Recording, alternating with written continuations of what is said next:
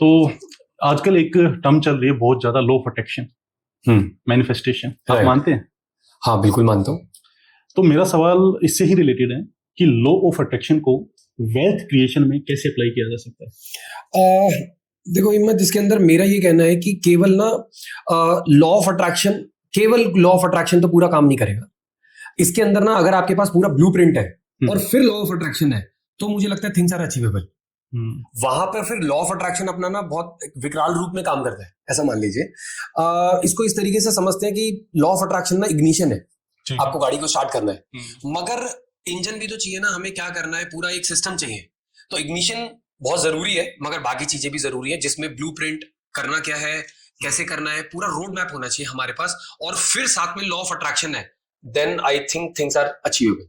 Generally आजकल है ना, यूट्यूब पे बहुत सारे वीडियोस आ रहे हैं राइट कि सोचो और अमीर बनो, मैनिफेस्टेशन से इतने करोड़ मैंने अचीव कर लिए। करेक्ट। तो तभी, क्योंकि आप वेल्थ क्रिएशन कोच है, तो मैं जानना चाहता था कि कितना रोल है लॉ ऑफ अट्रैक्शन का। मेरे को लगता है अगर कि परसेंटेज में आप बताएं तो।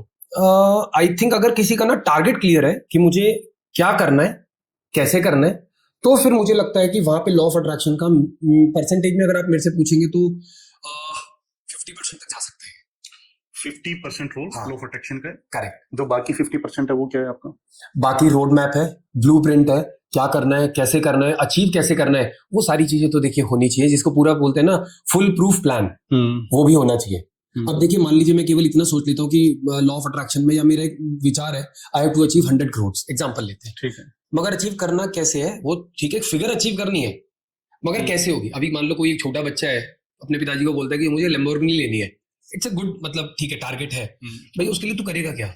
जॉब करेगा, बिजनेस करेगा, किस चीज का करेगा, कैसे अचीव करेगा इतने पैसे, और उसके बाद उसकी मेंटेनेंस कैसे होगी, तो वो एक अलग प्लान है, और एक टारगेट एक अलग प्लान है।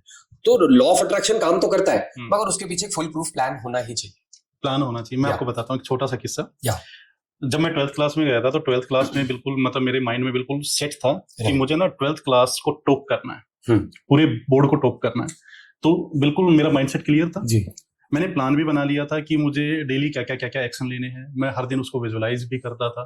तो सारी चीजें थी, लेकिन जो एक्शन वाला जो था ना, कि डेली जो टास्क, जो डेली डिसीजन, कि डेली करना क्या है, करेक्ट, बस वो छोड़ देता था। अच्छा है ना?